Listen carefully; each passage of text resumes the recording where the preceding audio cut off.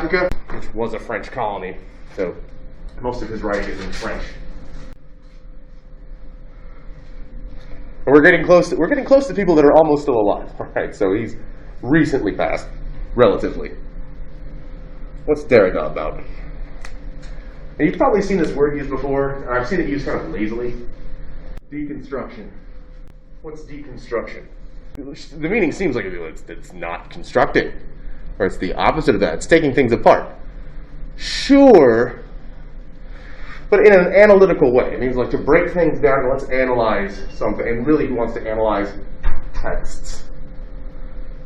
Now when I say texts there, that means any really product of human beings that we can analyze. So this could be movies, television shows, music, and we go, what's going on there? And we're not just talking about the superficial. Oh, this song is at so many beats per minute, or something like that. It's in C major.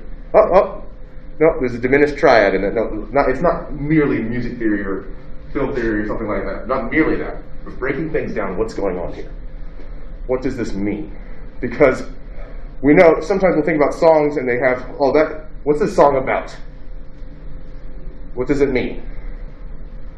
Because sometimes we'll have an idea of what something means, and then the artist might come out and say, no, this means this. What? Well, that's not what it means to me. Like, for example, let me give one example. It's an older song, so you might know it. Has anyone heard the song, Every Breath You Take? Okay, all right. So that was pretty much in the atmosphere. And I hear it played at like weddings. Every breath you take. And then there's a version that was sampled in the 90s by Sean Puffy Combs. I don't know what he's going by these days. I think he was Diddy for a while. I think he's back to Puffy. So, every breath you take, every move you make, I'll be watching you. Aw. What's the song about? Stalking. Yeah, if you stop for a minute, like, is this person stalking? And the person that wrote the lyrics, the band is the Police, the lyricist here, the person that wrote the lyrics is Sting. He says, what's going on here? It's about a post-apocalyptic society where there's this one survivor, a woman, that's being watched on all the surveillance screens by this one guy in some security building somewhere. Truman Show. Yeah, kind of like that. Except in the setting of the post-apocalypse, after Terminator kind of stuff. But why though? So now, hearing what the author in this case, what they said it was, does that affect the meaning of the text, in this case a song? Does it or does it not? Are they the authority there? J.K. Rowling, the author of the Harry Potter books, she says something after those books finished 12 years ago, I think, maybe before, 15 years ago. Definitely how it was. It's been a while. If she comes out and says something, this character is actually this. So she's done it a couple of times, like Dumbledore, he's actually gay. This character is actually this race. Does the author's interpretation after the production of a text alter the actual meaning of the text? Or is that just their opinion, man? And the answer is, it depends. First of all, and I'm rolling some other stuff that other people in Derrida's tradition would say here. Meaning of texts. First of all, it's all interpretive. This is all hermeneutics. What does the song mean? What does the movie mean? It's deep. But what does it mean? It doesn't have to come out and say it, either. It can be about something, but what is it about? We can deconstruct and figure out what things are about. By breaking them down, looking at them in their context, looking at them in their traditions, seeing how things are framed. Now, some people, he doesn't use this term, but some people will call this same thing, another term for this, it's technically something a little bit different. What's this? That term was used by Jean-François Lyotard. Postmodernism. Okay. So what's postmodernism? Has anyone heard the expression? I hear it on the news a lot. The word, obviously, usually when it gets used, it's being misused or abused. I don't think people know quite grasp what it means. I've heard it said that what it means is there is no truth. No. some sort of like blasé attitude that, oh, everything's meaningless, nothing matters. No. That's someone who hasn't done the work's understanding of it. What it is this. It is a disavowal of meta-narratives. What's a meta-narrative?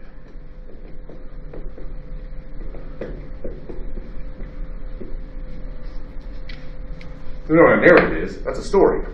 What's a meta-narrative? Big, like an over-story. Big story, mega story. And I don't mean that like something that's going to be on the front page of the news, but a big explanatory system. Now I said it's skepticism or a disavowal of the big stories. So what are big stories? Anything that tries to explain everything. What would those be? I mean, these would be systems. What systems? Well, here's a couple. Some things we've talked about. Religion would be a system. Or at least religions that have mythological explanations. And by myth there, I don't mean stories that are false. That's not what I mean by myth. Okay, what I mean by myth is a big explanatory story. So, for example, in Christianity, why does the universe exist? Because God said, let there be light, and he created the earth in 6 days.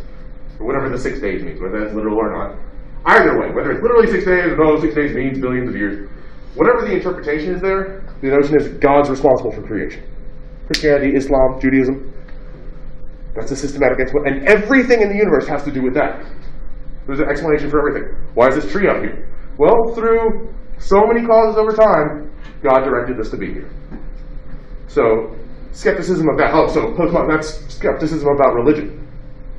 Sure, but not only that. What are other explanatory systems? So I put, religions, at least religions that have myth stories like that. Big story. And it's not that it's not true, it's that anything that tries to explain everything is probably doing something wrong. Okay, everything fits in here. Now, what's another system? And this stuff, religion typically we could say is pre-modern. These are the explanatory stories that have been around a long time. A long time. Most of the world's religions, the big ones, are at least 1,000 years old. Islam is the youngest of the big four. Sikhism is about 500 years old. Mormonism, which is not a huge religion, in the past couple centuries. All right, but most of them, like Christianity, 2,000 years old. Judaism, depending on how you count it, 2,000 to 3,000 years old. Islam, about 1,500 years old.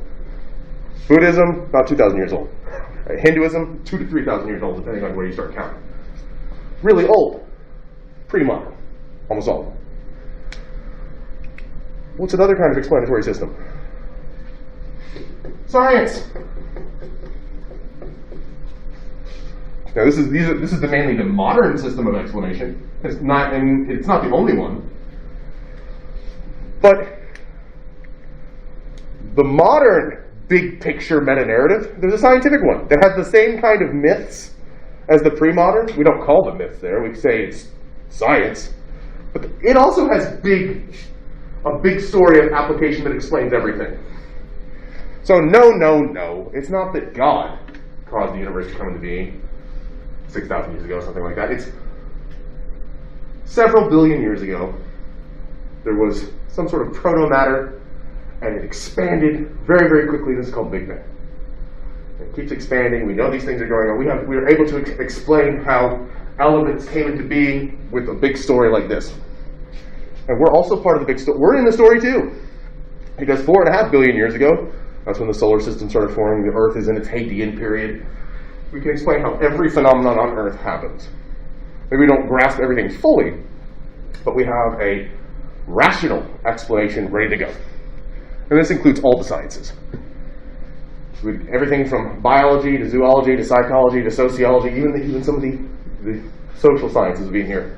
An explanatory apparatus. Why do I have a headache? Oh, because of various things going on in your body right now.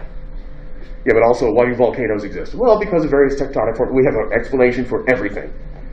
That doesn't necessarily contradict what's going on here, but it's a big explanatory system. that's very just as confident as this one, where scientists can say, we know the Earth was formed 4.5 billion years ago. It's not up for debate. We know. That sounds just as confident as the religious people saying God's responsible for this, because they are. We know human beings evolved at this point into this, and this. We know the dinosaurs died 65 million years ago at the end of the Cretaceous in the Mesozoic. We know that. It's not up for debate. And this view, postmodernism, says, okay, it's not that it's false. It's just that you seem to have a lot of confidence in the whole package. Maybe you're right on some things, but to say, we know all of this. But how do you know? So it just says, anytime you have a big explanation for everything, maybe you can explain something, sure. But then to say all of it, no, we know all of it. That seems like a bit much. So it's kind of just a wait. Now, what they avow then is not the big pictures, but at least in this area. We can say, okay, we know this thing here. We can explain this phenomenon. Say the deconstructionists and the postmodern. This thing here, we got this. Okay? We know that this works.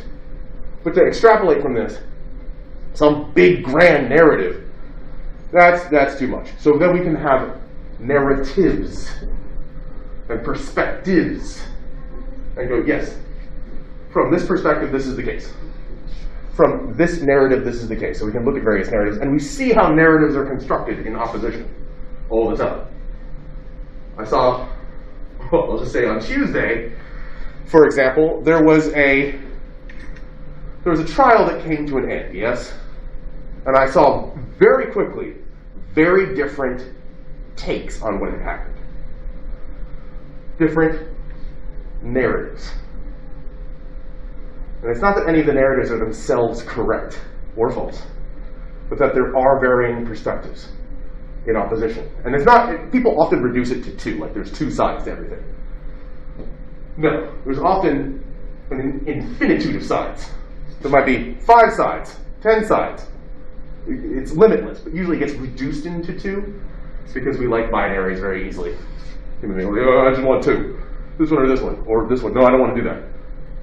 Often there's multiple perspectives, but we usually reduce it to 2, and then we usually select one. That's the right one. But it depends. Sometimes, if you've ever seen, there's an optical illusion that, depending on how you're looking at something, recontextualizes what it is that you're looking at. And sometimes it's limited by our ability to interpret it. For example, if you only saw, well, here we go. If you only saw in 2 dimensions, we can see in 3, but if you only saw in 2, and a sphere came into your universe, what would it look like? Circle. Oh, it's a circle. No, it's a sphere. Well, it looks like a circle. It is a circle. Yeah, from your point of view. But that's because your view is itself limited. Or if you happen to look at a cube from a certain angle, and you're like, oh, it's a square. Because you're looking at one plane and all. That's a square. No, it's not a cube. It's got no backside because you can't see it from the angle at which you're appraising it. But, oh, it is a cube. My bad. Mea culpa. And it might be something else. Maybe there's something else going on behind it. And just like with 3-dimensional objects, an analog here is you can't behold the entirety of a 3-dimensional object at once. You have to kind of look around. You can never behold it all at once. You have to kind of look around it. That's what Derrida is telling us. There's different ways to see things, and we just assume, like Kant was getting at, we just assume that the way that we see the world is the way that it is. So some of the things that he says that we have biases in the West that we don't even know about. It doesn't even occur to us that it's an issue. So something like this. One thing he says, we in the West, we love writing things down. You might not think we do. And I don't mean we like the process, like, oh yes, writing things down, it's great. But we in the West love that which is written. To the point where we're almost, dare I say, philoscriptic? Just invented a word there. In what way? If someone promises you something, do you want them to just tell you, or do you want them to write it down, if it's a promise? I want that in writing. What's the difference? Why is the writing more substantive if it's written down? Well, because you can prove it. Was your memory about what was said not good enough? Well, yeah. I've seen Judge Judy. You want that stuff written down. Okay, so you can prove it, because we cherish the notion of the fact that it's written down, it somehow makes it more true. What if it was forged? Well, maybe it was, but somehow there's something more about that which is written. And also, we tend to value, for whatever reason, histories and narratives that were written down. You'll notice, and let me show you how this works.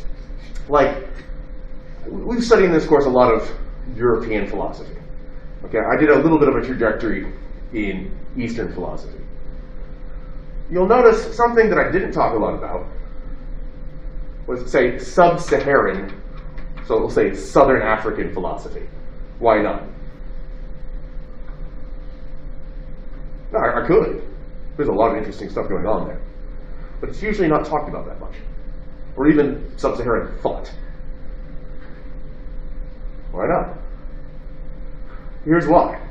Okay, well, we don't talk about, like, we can talk about Confucius, but why don't name an African thinker who's not working in a Western tradition? Hard to do. Why? Is it because there were no thinkers? No. It's because a lot of those traditions are more oral.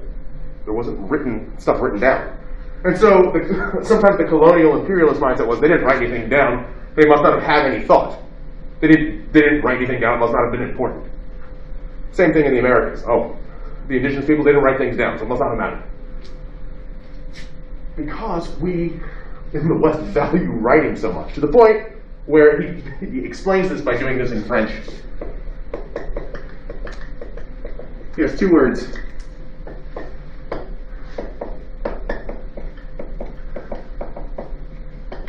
He starts talking différence and différence. They sound exactly the same. He says, but you couldn't be able to tell the difference unless you were reading the text. If you were listening to this as an audiobook, there's no way you can tell the difference. Because something, we think of what the final meaning of something is the written word. For whatever reason. It's a Western bias. We don't think of it really as a bias, but it is for Derrida. To the point where, have you seen someone try to settle an argument by just appealing to the dictionary? That's one thing if you're playing Scrabble. They're trying to spell something like, no, this word means this because the dictionary says so. Well, who makes the dictionary? People coming together defining terms. So it's not some be-all, end-all court of appeals. But we tend to overvalue the text. And this itself is a deconstruction of what we think about texts. So there's an introduction to Derrida. Slavoj Žižek combines a lot of the Continental tradition that we've just talked about. Marx, Hegel, Lacan, who I did not talk about. It's a French thinker, Lacan. I'll just give a short, very, very short version here. Lacan is a Freudian, sort of, who talks about the notion of méconnaissance. Sounds like reconnaissance. Very similar. It means literally misrecognition. That often what we do is we misrecognize what's going on in the world. And that creates kind of confusion in us. Like have you ever seen like your reflection in the dark, and at first you're like, what's that? What's going on? Or even you see something in the dark, oh, that's a monster! No, it's just a chair. That feeling for a moment is méconnaissance, and we do that often with other things where we misrecognize what's going on. That's Lacan. Žižek takes all this all together and talks about the notion of ideology. Now, what's an ideology? Now, usually, when that term gets used today, I think it usually gets used to mean someone else's incorrect, wrong ideas. Is how I see it usually used. What it is, for Žižek, it's really another way of saying meta-narrative. It's a big picture explanation. But what Zizek goes on to say is that we are interpolated, which is a term I used last time with regard to Foucault. We are interpolated. That is, we are almost made or shaped by the ideological systems that are already in the air. Ideology makes us who we are. We don't, like, it's in the atmosphere. Meta-narratives, ideologies are in the atmosphere. And what all an ideology is a big picture explanation that tells you who you are. And it does different things to different people in society. And it kind of happens automatically. Just like Kant was talking about, we can't help it. When we open our eyes, we can't turn the transcendental dialectic off. Our mind just works on automatic. Similarly, our minds that work on ideology on automatic too. So, and we don't know that it's happening while it's happening, so this causes us to be frustrated. Last Continental thinker that I want to talk about is Cornel West. And he and Zizek are both still around. So, also, like Zizek, what West does is he's taking different continental traditions and putting them together. So for him, a lot of heavily Marx, but also sort of reintroducing some liberal Christian notions with Marxism too. In fact, his dissertation was The Ethical Dimensions of Marxist Thought. Well, a lot of what I said about Feuerbach I learned from reading West. And what he does is he takes the aspects of Marxism, aspects of existentialism and Heidegger and Kierkegaard and Sartre, and puts it all together, which is a different kind of mixture than what Zizek is doing. But he also looks at specifically taking these kinds of philosophies together to look at the black experience in America and says, what's going on there? Like, even the existence of black people in America is a kind of dialectic in and of itself. So even like remember the dialectic is two things coming together and making something new. Any American identity that has a hyphen in it is itself a dialectic, whether it be black Americans, whatever name that we're using at the moment, African Americans, black Americans, but others, Mexican Americans, or Muslim Americans. All these hyphenated designators, what's going on there is we're introducing a dialectic. There's this thing, there's this other thing, and now as a result of coming together, there's something different going on. So all those, but beyond that, there seems to be some kind of norm where we don't do that. What are just the regular Americans? Well, and then, like, even there, just even subtly, just plain American, that seems to be like the white, cisgendered, heterosexual norm. Whether or not it's said or not, like, that's Americans. No hyphens there. We don't do that. I just did it. They're white, cisgendered, heterosexual. But usually that's taken as a given. And here that's not to make a moral claim about it, it's just simply to state a fact. That's the givenness, and anything that's contrary to that is usually, that's where the hyphens come in. So, let's take a look at a little bit of what he says here. I've also got a video from him as well that I'm not going to play at the same time, but I want you to look at too. Black Americans labored rather under the burden of a triple crisis of self-consciousness. So he's also talking about the self-conscious identity of black Americans. The cultural predicament was comprised of African appearance, an unconscious cultural mores, involuntary displacement to America without American status, and American alienation from the European ethos, complicated through domination by incompletely European Americans. What's he saying here? Well, he's actually using, I want you to see how he's using some philosophical traditions that we've already talked about to explain the black experience. So, one, talking about consciousness. There's some sort of displacement that results in that Nietzschean ressentiment. I mean, that's the feeling of frustration. So here you find yourself in an experience where you are African, but you find yourself in an experience where the expectations are white expectations. Let's say something just appearance alone, white expectations of beauty. Okay, something like that, where that's considered the ideal, and so therefore there's a frustration that results in anything contrary to that not being considered even remotely possible. To the point where I remember hearing these kinds of expressions when I was younger in conversation. Now this is anecdotal, this is not scientific evidence. But I remember hearing stuff like this in conversation. Someone saying to someone else, to a young black woman, "Oh, you're pretty for a black girl." That right there is exactly what he's describing. Saying there's a norm there that results in a kind of frustrated experience. It's very subtle, but there it is. And that creates, what he talks about here, a kind of angst. That's using Kierkegaard. This angst, the Danish there, angst in English, this angst that this produces resembles a kind of collective clinical depression. This sounds like Hegel now. There's a collective consciousness of, we can talk about the black experience and what black people are experiencing collectively, and it creates, this frustration creates a collective clinical depression in significant pockets of black America.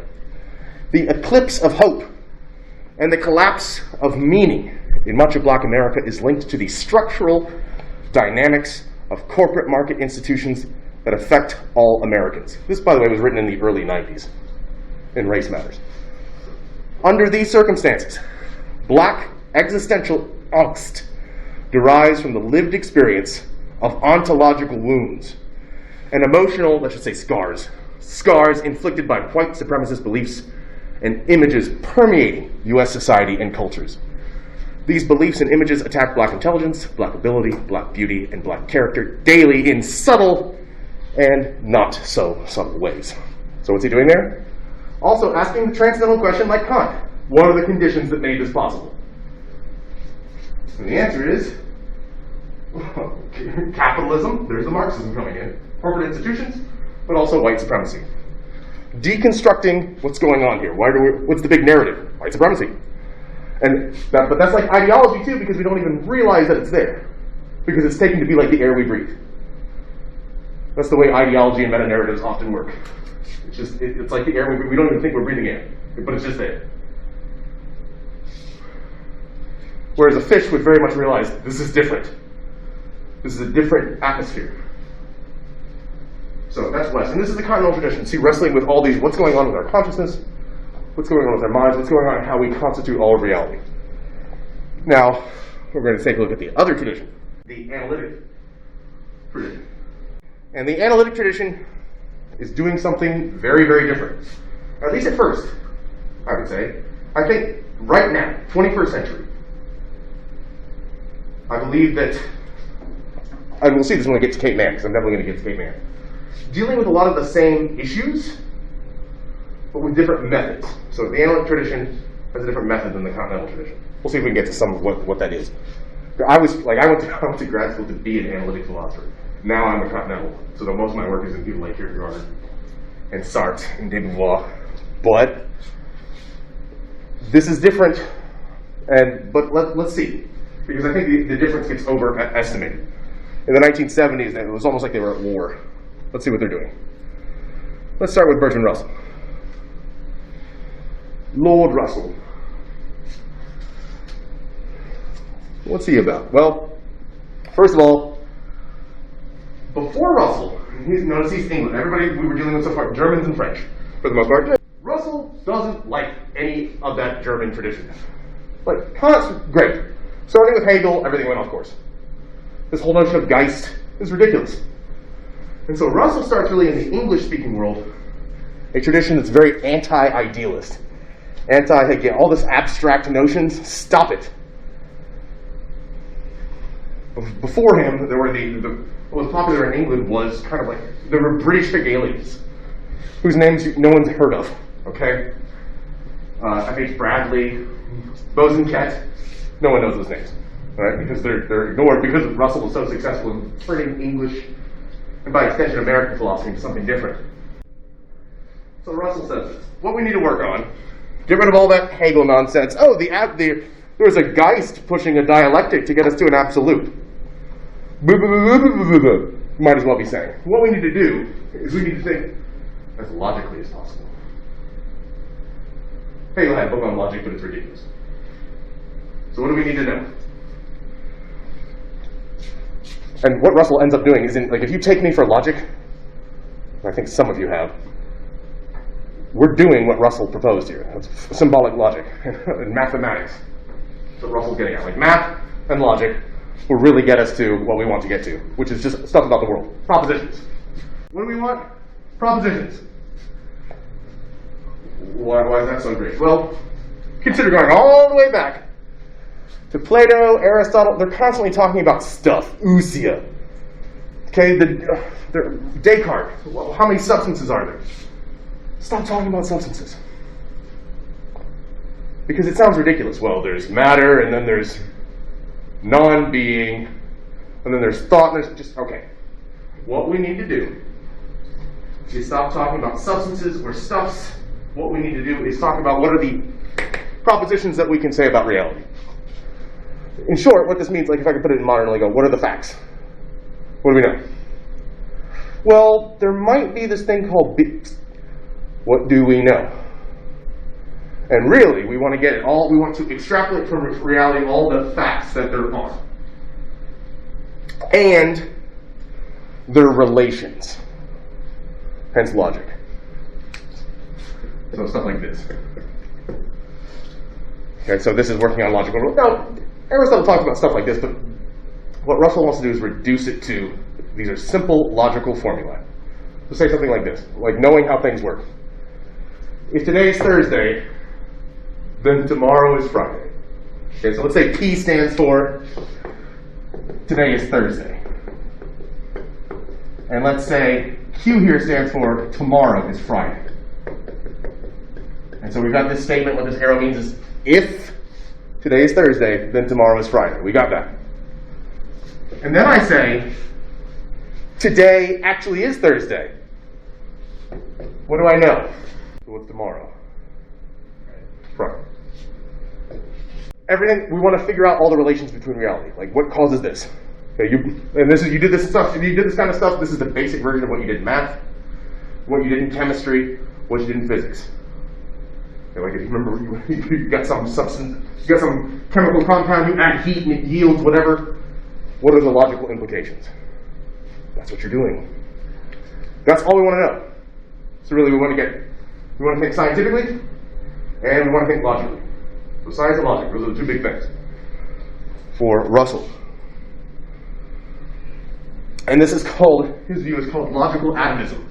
Get all the facts. Now if we get all the propositions that exist and put them in a big set, that's the stuff that we know.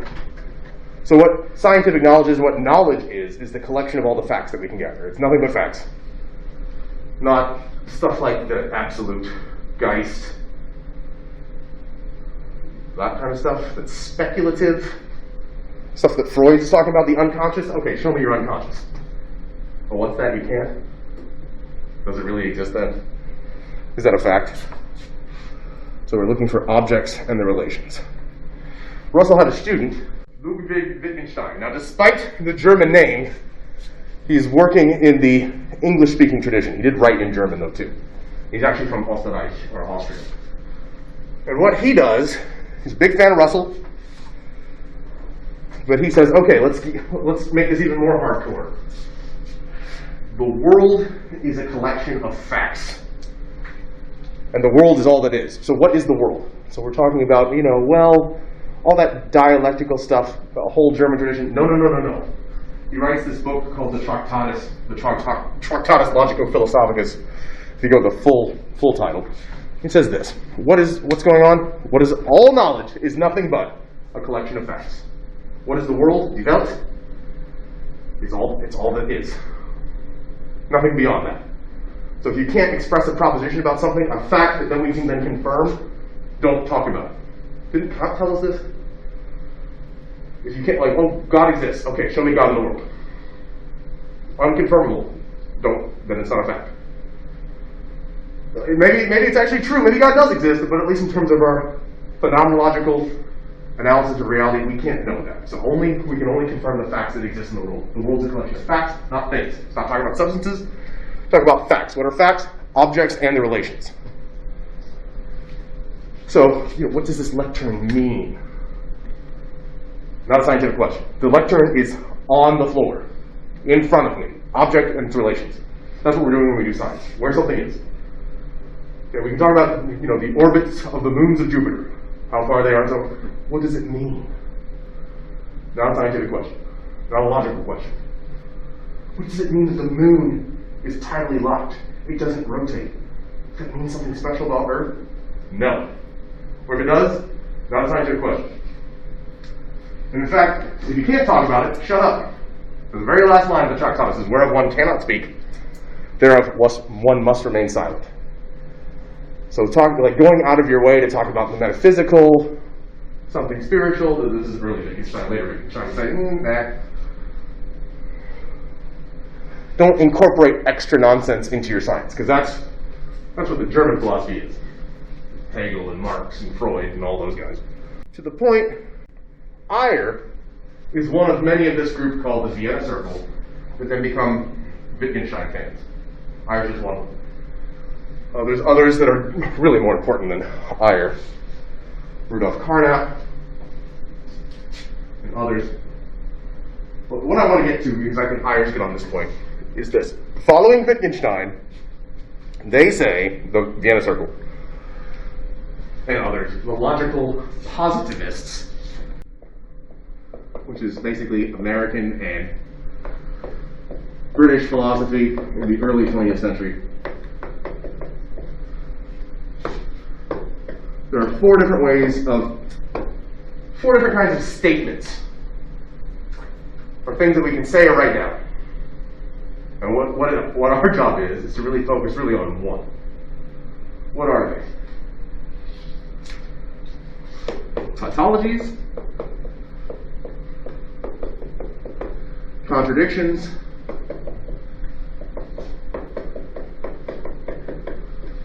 the empirically verifiable,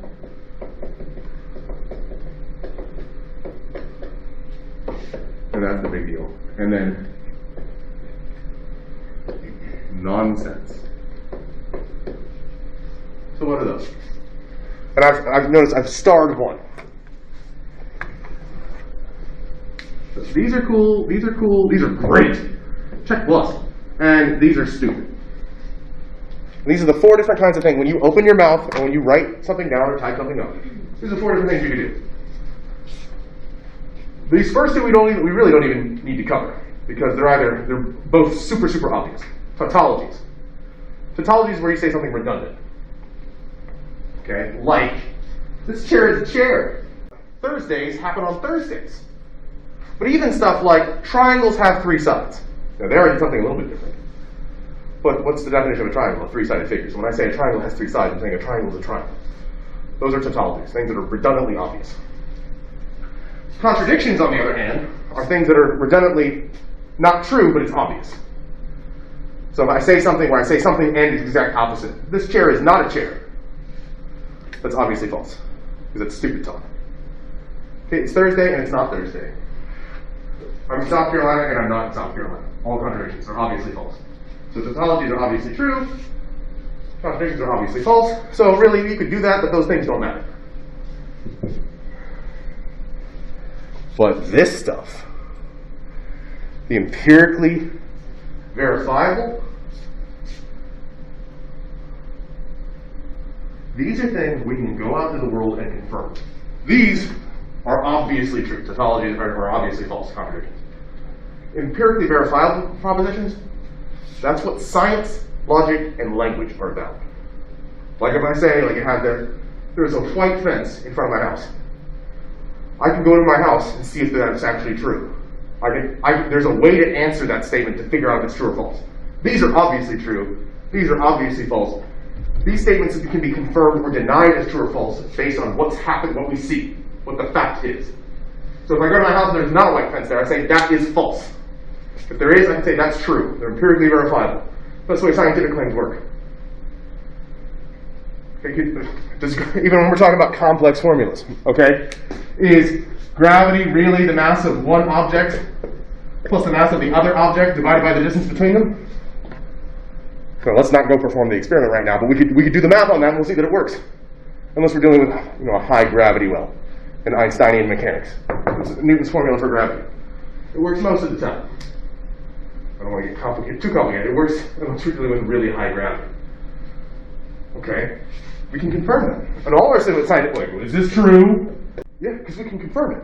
We can say yes, because if you punch in the numbers, it works. Oh, okay. So it worked with simple stuff. Today is Thursday. When we look at a calendar, is it? Yes. Empirically verifiable. The moon is made of green cheese. Now, it would be difficult for us to do, but we could go up there and figure it out. It's possible. It will involve a lot of work there, but it's possible to do. So this stuff they love. That's really, science almost is philosophy. Logic, really, science and logic. Things that we confirm. That's really what philosophy is about. Oh, the dialectic. Is that empirically verifiable? No. Ideology. Is that empirically verifiable? No. Meta-narratives. What are you talking about?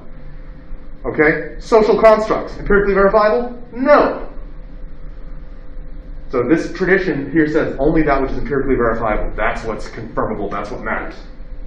And this changes later with one of the Vienna Circle, Karl Popper, kind of changes this to the notion of what's falsifiable. So that's usually in science discourse what we talk about.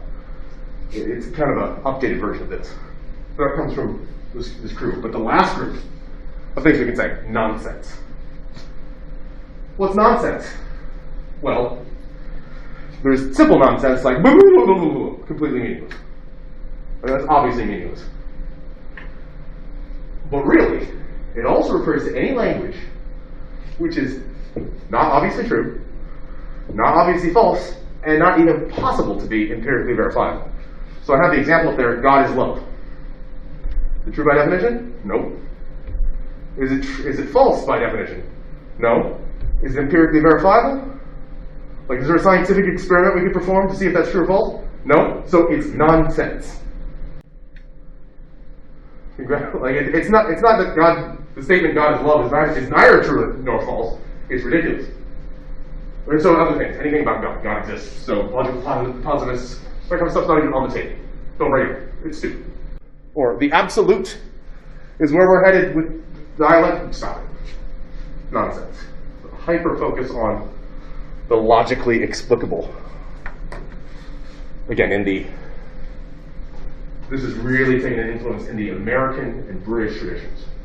That's why we have a tendency here too, in the Americans and in Britain, to go, there has to be a logical explanation for this.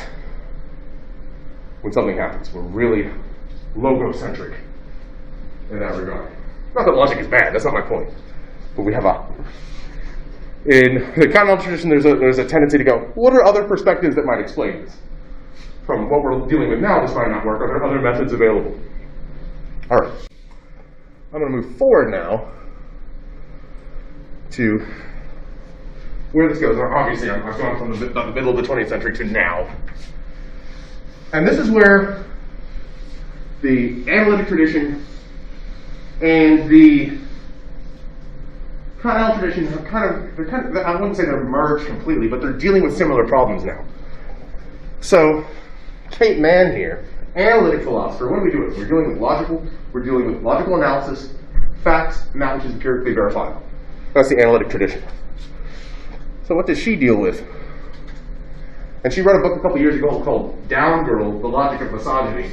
So what she does is she looks around, and she would be considered a feminist philosopher in the Analytic Tradition, whereas Simone de Beauvoir would be a feminist philosopher in the Continental Tradition. So this is one of those essay questions too. And what she does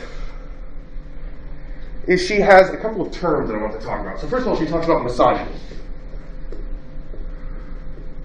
And here, what she's doing is two things. One, analyzing these terms, like a good logician. And then two, looking at the facts, the objects and the relations that we see in reality. So some people will criticize her for being, oh, this is that social construct stuff. She's like, no, this is a logical analysis of the phenomena that we see in the world. It's not existentialism, it's analytic. So here's some things that she says. There's a tendency, this is from, all these quotes are from Down Girl.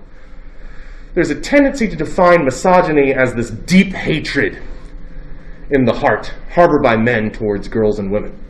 I define misogyny as social systems or environments where women face hostility and hatred because they're women in a man's world, a historical patriarchy. Now she's taking this not as a concept or an abstraction, but as a fact.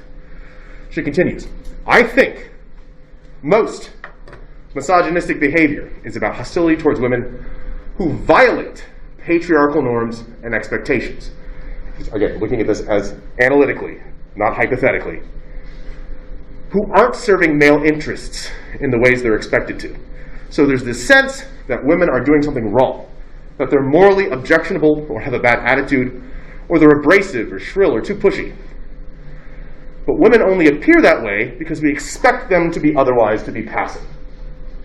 And so she gets to this point too, where she invents this term called empathy. And now there's a video of her talking here too, but I want to talk about this concept. Empathy. What is it? Now she defines it here. The inappropriate and disproportionate sympathy powerful men often enjoy in cases of sexual assault, intimate partner violence, homicide, and other misogynistic behavior. So this is a phenomenon, she says, this is not an abstraction, this is something that we see all the time. What's that? A man does something violent.